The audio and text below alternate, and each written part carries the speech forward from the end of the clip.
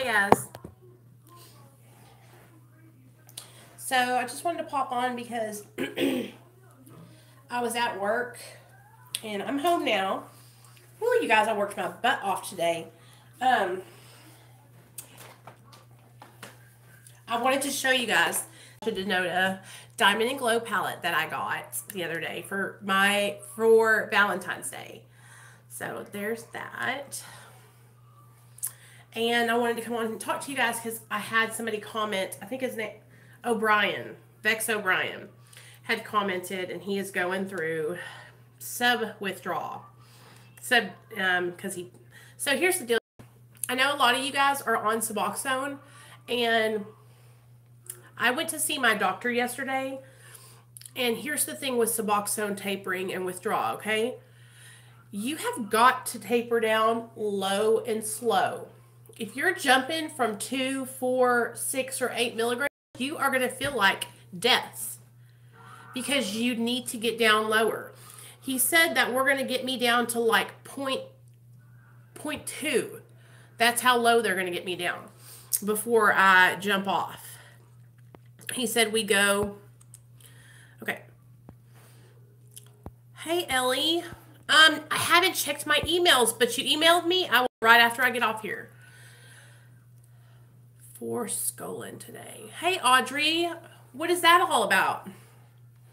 Okay, let me go get my phone and I'll actually look and see if I can see your email right now.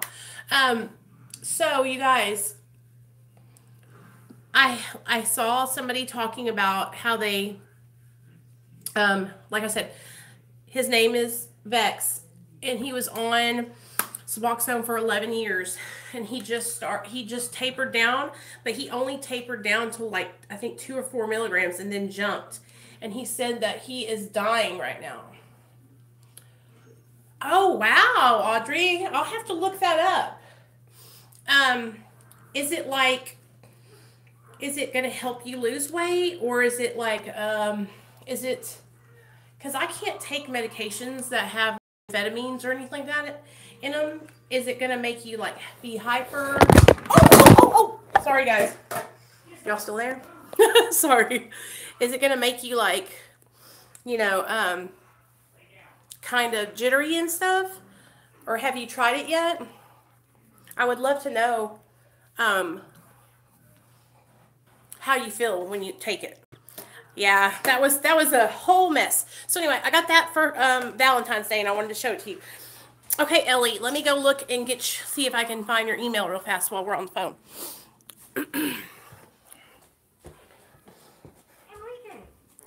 Thank you next. Thank you next. I'm so grateful. Okay. So how's everybody doing though? For the most part, I hope you guys are all well. There we go. Is that TV? Can y'all hear that TV? Is it too loud? I hope it's okay.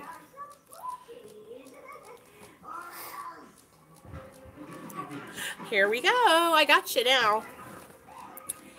Just took first one today. So far, no jitters. Okay, good. Yeah, I got your email. It says, is this Nicole? I'm going to say yes.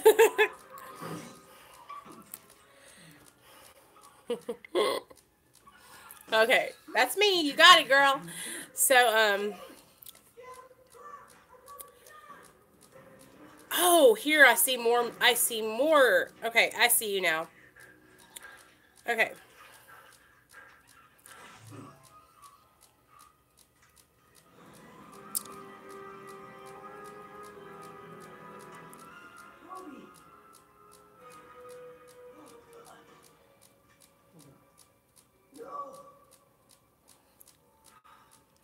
Hey, Jeremy, what's up? This is a nightmare. Wake up, Jim. This isn't real.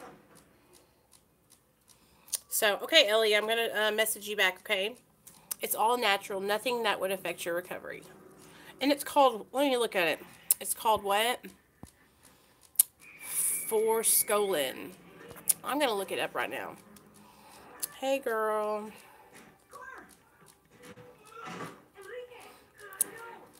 Hey, Cher. Hey, Cher Bear. So, you guys, I went to work today, and let me just tell you what happened. I walked in the door, and all the Valentine's Day cards were strewed everywhere. I mean, it looked crazy. So, whenever that happens, you know what I do? Hey, Michelle. Thanks, girl. I gotta do something. You guys, if I ever block you by accident, make sure you let me know, remind me, and keep on reminding me to unblock you. Hey, Money Stacks, what's up? Thank you, baby. Thank you, thank you. Y'all are the bomb. Y'all are the bomb. So, you guys, listen, here's the deal. We're 6 people away from 1,000 subscribers, you guys, okay? So, if you have not subscribed to my channel, please subscribe. So that way, I don't know why. I just want to hit the 1,000 subscriber mark, because then I can be like, if I want to monetize my channel, I can. And then that would help me to be able to get a camera, which that's going to happen anyway. But I don't know. It's been a goal of mine. I'm like, if I can get to 1,000, so that, it's not going to change anything. Like, when I say change anything, I mean, like, if I get 1,000 subscribers, I'm not going to be different.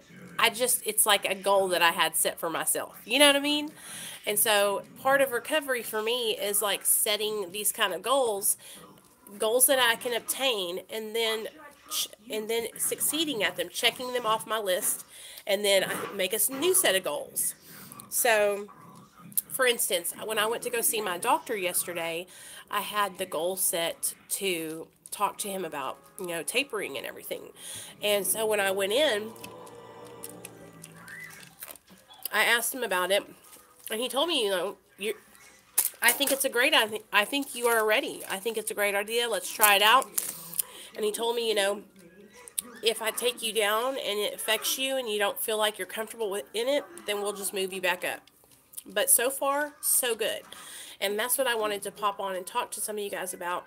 I know a lot of you are on Suboxone or Methadone, and just because I'm tapering or started to taper doesn't mean that you guys need to start to taper, okay? Take your time. If you can be on the medication and get yourself a support system, get yourself into therapy, get yourself sponsored, go to meetings.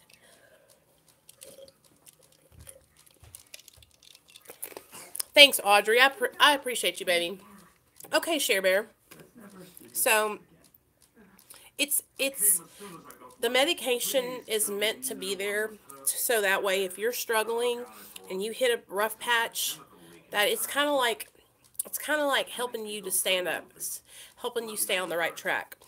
And then I know some of my people are struggling with alcohol. And I haven't really talked about alcohol a lot on my channel. But I want you guys to know that there's medication out there that can help you with alcoholism.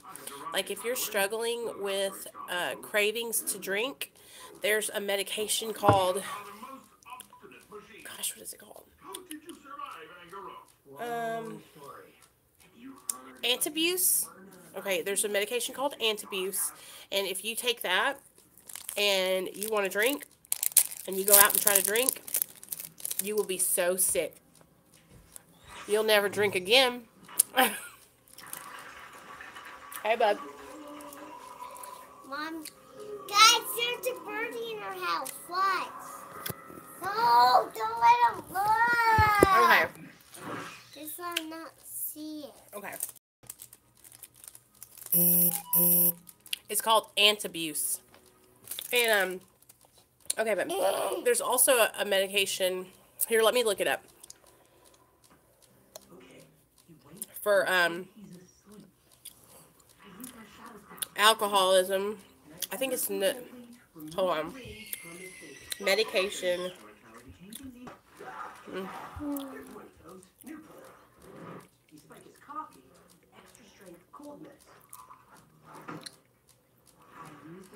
And listen to me, there's no shame in needing a little bit of help. Okay, here's the deal. We've got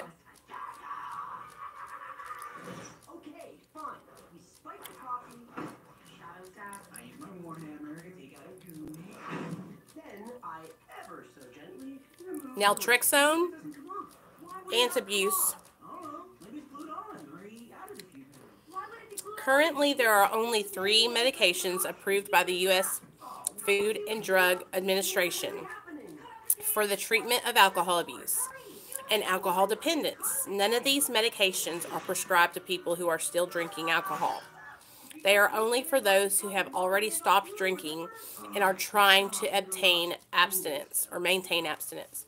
There are no medications on the market that are prescribed for people who are still drinking alcohol that will cause them to stop drinking. Tell them there's a birthday in the house. So you have to stop drinking. Well, I'm sure it's for 24 hours at least.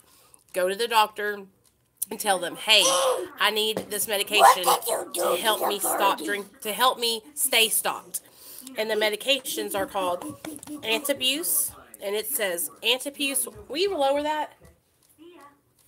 It says antabuse was the first medicine approved for the treatment of alcohol abuse and alcohol dependence. It works by causing a severe adverse reaction when someone taking the medication consumes alcohol. Most people who take it will vomit after a drink of alcohol. This is in turn is thought to create a deterrent to drinking. Okay? So that's the first one. Then the second one is called naltrexone, and this is for alcohol cravings. It says naltrexone is sold under the brand names Revia and Depade. An extended release monthly injectable form of naltrexone is marketed under the trade name Vivitrol. It works by blocking in the brain the high that people experience when they drink alcohol or take opioids. You hear that? So naltrexone can be used for opiate addicts too, but just like with the antabuse, you have to already be off of the opiate or the alcohol to get the Vivitrol. Naltrexone was first developed in 1963 to treat addiction to opioids. In 1984, it was approved by the FDA for the treatment of drugs such as heroin, morphine, and oxycodone. At the time, it was marketed by DuPont under the brand name Trexan. In the 1980s, animal studies discovered that naltrexone also reduced alcohol consumption. So that's cool. So it reduces alcohol cravings and decreases rates of relapse in alcoholics. The third medication is called Camprol and acamprostate, or discomfort. Wow. Camprol is the most recent medication approved for the treatment of alcohol dependence or alcoholism. It works by reducing the physical distress and emotional discomfort people usually experience when they quit drinking. Oh, so if you quit drinking... Don't move the birdie on your leg. Do you see that little chick on my shoulder, guys? How'd that little chick get there? It just flies. Hi, little chick. What's your name? Fall because this. The chick died!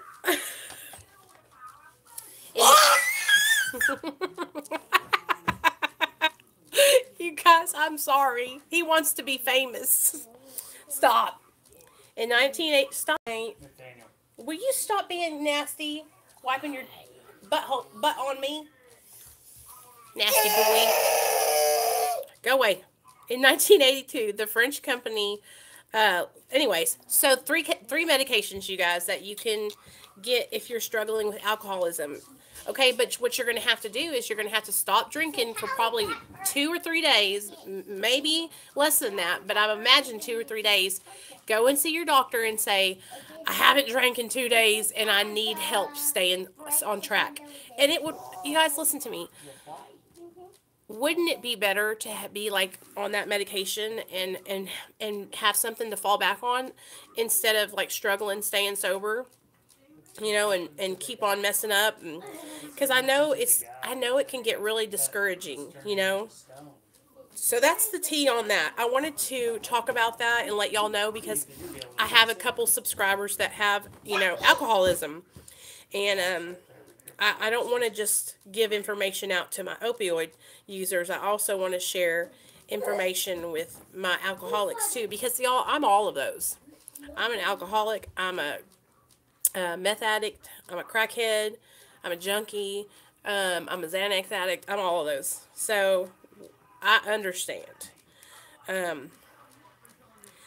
for me, you know, when I got off of all the drugs, I went into detox and detoxed off everything inside of a detox, and I can't remember it being that bad. Like I don't remember being that sick. But when I came out, you know, my son was in custody of the state, and I was like, you know, I don't want to relapse. And that's when I got put on maintenance medication. You know, I look back on it and I think, should I have gotten put on maintenance? And I don't regret what I did, because I feel like it's really helped me to stay sober through a lot of stressful situations that have happened over the last 3 years. Um,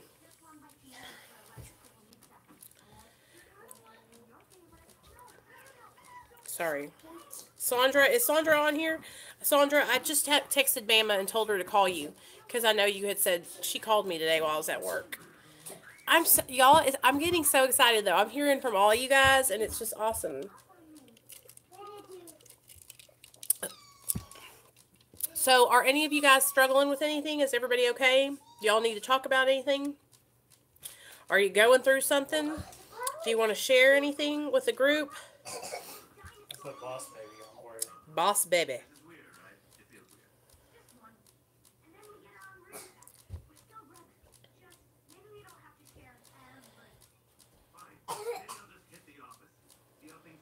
My lips are so chapped right now, you guys. Okay, so anyway.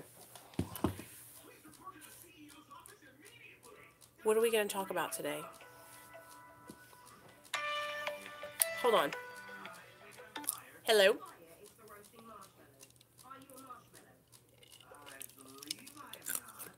Hello?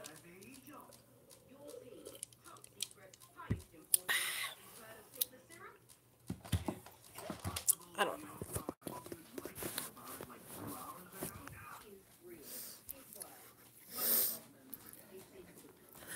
Okay, anyway, I hope you guys have a good day. I just wanted to pop on. My lips have been... Oh, Jason, thanks for chiming in. I felt like I was talking to myself for a second there. I'm doing good. Just don't feel like eating a lot. Oh, Sandra. I got Sandra, and then Sandra's my Hawaii chick.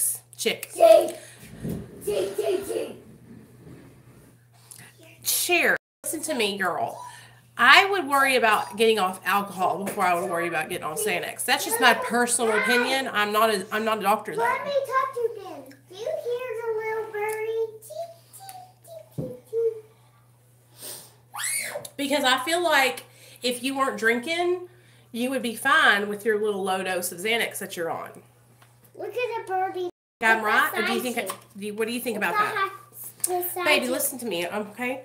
These people love you, but they want to talk to mommy today. I just want to be in the show today. King Nate, you just want to be in the show today. Okay. Hey, Sandra. I just texted Bama. I just got home from work. You doing okay? Y'all see this chick right here? Nate wants to be in the show today, y'all. Look what it did, guys. It did boing, boing, and it landed on my hand. Okay. Good. I'm glad you're okay. Well, somebody's calling me from Florida. I don't know who that is. They just hung up on me, so. I gotta get my hair cut. Okay, you people. I just wanted to pop on and tell you guys that I love you. I love you guys. I love you guys. Hi, guys. Cheep, cheep, cheep, cheep, cheep. Help! What are you? Hey, Share Bear. Though, why are you tapering off of your anxiety medication? Can I ask you that? Because I really think, Share, and you know what? You could just call me. Call me here in a little bit, and we'll talk. I really think, Share, that you're an alcoholic. I think that your anxiety medication, it serves you. I think you might need to be on it, and that the alcohol is what's messing you up, girl, because you start drinking and then you take those meds and then it jacks you all up. You know what I mean? But I'm no doctor. Just do have you talked to your doctor about it? Have you said, hey doc, I got off Suboxone, I'm doing good, but I'm still on Xanax, and I only take 8 milligrams, and I'm on, So that's like a peach and a half. That's like barely any. You realize that? Or are you taking 4 bars? Because bars are 2 milligrams. I just feel like the alcohol is what's messing you up, Cher. Like, for real. I love you, girl. I'm just trying to help you. I don't want you to, struggle or suffer. And I think if you just didn't add alcohol onto your already, your problem, I feel like your medication, you've got it down to like you're pretty balanced out. You got off Suboxone, so that's great. But now, hey, Robbie. Oh, okay, Cher. Okay, well, girl. Well, then you know what's going to happen. You're going to get off that medication. You're going to get off the Xanax, and then what's going to happen? Then you're going to start feeling like you need to reach for more alcohol, and you're going to start over medicating with the alcohol. That's why you got to address the problem at the core, which is not the medication you're not on, not the alcohol, but it's why you feel like you need to drink, why you feel like you need to take more, drink more, Because once you taper off the Xanax, like I said, the alcohol will just take its place. Do you know what I'm saying? And that's how it was for me all the time. I would get off one thing, and then I would just take more of something else, Oh, 4 2-milligram bars. Yeah. Okay. Girl, you're hitting it hard. Bars are strong. But I used to do the same thing. I used to eat 10 bars at one time. Swallow them babies. Then I'd go drive my car into a brick wall. Story time. Y'all want to hear a story? Okay. Since we're talking about Xanax, we can all get a little laugh out of this. Yeah. Me and Neil, we used to love going down to this guy's house. He lived right down the street from us, right? We would go to his apartment, and we would get Xanax or Klonopin and Roxy's. This dude, he always sold us Xanax, Klonopins, and Roxy's. So one day we drove down to his house, and we had been up for like a couple days tweaking on meth. And we were like, fuck this. We don't want to fucking stay up anymore. I need to get some sleep, You know how addicts are. We're like, we need to get some sleep. So we're going to go get something to knock ourselves out. So we drive over to, we called him Chinaman. We drove over to Chinaman's house. The kind of drug addicts, or we were the kind of swallowing them all. We have them right down the middle. All right, see you later, Chinaman. See you later, Chinaman. Can y'all hear me? Well, Cher Bear, I feel like I probably did, but I was in detox. I was in detox when I got off of everything. And then, I was on Xanax for 2 weeks while I was in treatment, but then for 2 weeks I was off of it. And I was in the rehab, so I had like the doctor and the psychiatrist and all those people there helping me. So I went through withdrawal. I just was in treatment when I was going through it. So it was handled. I was able to, be taken care of. They fed me right. They took care of me. And I was on Xanax for many, many, many years. So anyway, we got the pills, and we were like, see you later, Chinaman. And we got in the car. Well, we're driving down the road, and we got into the interstate. Oh, God. We're driving down the interstate, and the next thing I know, this man like almost stops in front of us, or at least that's what I think happens. And Neil hit him on the side of his car, but barely tapped him, but he hit him hard enough for the guy to like want us to pull over, so that way we could get their insurance and they get our insurance and all that stuff. Well, you know what Neil did? He stomped on the gas and just drove on down the interstate. I'm talking, and we're going down the interstate. I'm like, oh my God. We get home. We think we are scot clear. We got away. Yeah. 2 days later, we get this thing in the mail. They have those police cameras and they can see you when you do that kind of stuff on the interstate. And so we got in so much trouble because you know what? Neil was on his mom and dad's insurance at that time. So we were driving. It was a were we in his he used to have an Xterra. And then no, we were in the new truck cuz we had just gotten. No. We were in the Xterra. I can't even remember what truck we were in. But we had a Honda truck and a Nissan Xterra. And we had messed up the whole front end of the car, hitting this guy in the butt and then going around him and driving off. And I remember just being like, what are you doing? What are you doing? But when we were like that, Neil would be like gangster. And y'all have seen Neil. He is not a gangster. He's my little square. He's my little white boy, my little ginger. But when you get a couple Xanaxes in him, he is hood rich and he's like swerving everywhere, driving, carrying and all kinds of stuff. So it was just crazy, you guys. We got this thing. So we had to go to court and we ended up having to pay for that person's car, and Neil got in trouble for hit and run. And it was just the stupid things we did because we would be out of our minds. Then there's a couple times where I would just, like, we got this rental car, right? Because Neil's car, we had rear-ended somebody. We rear-ended people, it feels like all the time. We had rear-ended somebody on 12th Street, and Neil was in the car. We were in his silver Xterra, and we rear-ended these people, and I had warrants. So you know what I did?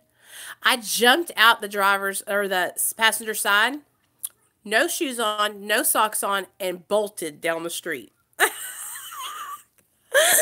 I ran down the street. So awesome it's so funny though. Like, I look back on it now and I'm like, thank goodness that I don't have to live like that anymore. And I don't encourage this kind of behavior, you guys. Like, it's funny. We can all laugh about it now because it's in the past and I've overcome that behavior. But when it was happening, it was like it was so second nature, you know? Like, I didn't know how to be no other way. I had a girl reach out to me yesterday. She's one of my subscribers. And, hey, Richard, how are you feeling, bud? She was driving her car. It was actually Jamie. She's one of my subscribers. And y'all will see her when she comes in the chat. But she was driving her car, and a lady hit her, T-boned her. It was not her fault. This lady hit her dead in the center of her car. And poor Jamie didn't have a driver's license.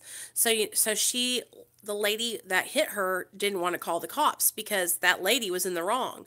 And Jamie was scared she would get in trouble because she didn't have a license, so she went ahead and left the scene of the accident. And, you know, when we are first getting into recovery and maybe we don't have our driver's license, or maybe, you know, it makes things difficult, you guys. And so whenever I was first, listen to this, whenever I first got sober, I didn't have a license either. So my husband had to drive me everywhere, or his parents would pick me up from work and take me to work. I had no way to get around anywhere, you guys. And so it's better for me to just get a ride than to wreck my vehicle or wreck someone else's vehicle and then not have a license, you know? And so it's difficult, you guys. It's difficult. Yeah, you are, Share Bear.